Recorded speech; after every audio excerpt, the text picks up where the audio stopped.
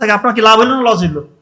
বুঝে না, মেয়েরা অনেকে বুঝে না। একটু দিমাগ খাটান, সোর্স করেন, একটু বুদ্ধি খাটান।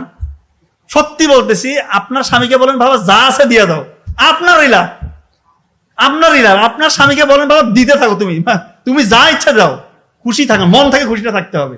সত্যি বলতেছি, আল্লাহ কমাবে না। দান করলে কেউ কমে? জাকাত কি? জাকাত মানে বৃদ্ধি পাওয়া। দান কি? সবথেকে বড় দান কি? বাবা মাকে দেওয়া। বাবা মাকে দেওয়ার থেকে বড় কিছু আছে পৃথিবীতে? মা বাবাকে দিবেন আপনি, এটা আবার কিসের কি? আল্লাহ তাআলা বাড়াই দিবে। আর মা বাবা কি টাকা কি অন্য কোথাও দিবে নাকি? ওগুলো তো আলটিমেটলি আপনার স্বামীরাই থাকবে, হাজব্যান্ডই থাকবে।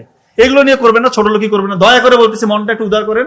আর একটা ব্যাপার, আপনার সন্তান হবে না, আপনি যদি এরকম আত্মকেন্দ্রিক আচরণ করেন, বাবা মার, আপনার হাজব্যান্ডের মা বাবার হিংসা করেন, তা আপনার ছেলেটা যখন বড় হবে, বিয়ে করবে, আপনি তখন বয়স্ক হবেন, আপনার হালতটা কি হবে? আপনার বৌমা যদি আপনাকে এসে না দেখে, কি মানে একটা কথা আছে না যে ইট্টি মারলে পাটকেলটি খেতে হয়, কথা আছে কি না? তা আপনি যেরকম আচরণ করবেন, আপনার সাথে ওরকম ফিডব্যাকই হবে। ব্যবস্থাটা ওরকম ন্যাচারই করে দেবেন। ন্যাচার বলতে আল্লাহ তাআলা ওই ব্যবস্থা করে দিবে। দয়া করে সন্তানকে শিখান, সন্তানকে এমন ভাবে ছোটবেলা থেকে লালন পালন করেন, ওরা দেখবে কি রে আমার মা বাবা, আমার দাদা দাদি নানা নাকি এত রেসপেক্ট করে, ওরা এটা দেখে শিখবে। তারা যখন বড় হবে, তারা তাদের শ্বশুর শাশুড়িকে রেসপেক্ট করবে। কথা কি বুঝতে পারছেন? দেখবেন পরিবারটা একটা জান্নাতের বাগান হয়ে যাবে ইনশাল্লাহ। তো যাই হোক, আমি আর কথা বাড়াবো না। আপনাদের জন্য আমার বড় ভাই ইনশাল্লাহ অসাধারণ লেকচার নিয়ে অপেক্ষা করছেন। ওর প্রতিটা লেকচার আমি মনোযোগ দিয়ে শুনি, আপনারাও নিশ্চয়ই শুনবেন, অনেক কিছু জানতে পারি আমরা। তো আজকে আমরা যা কিছু শিখলাম, একটু কিছু যদি মেরে চলি, ইনশাল্লাহ জীবন বদলে যাবে।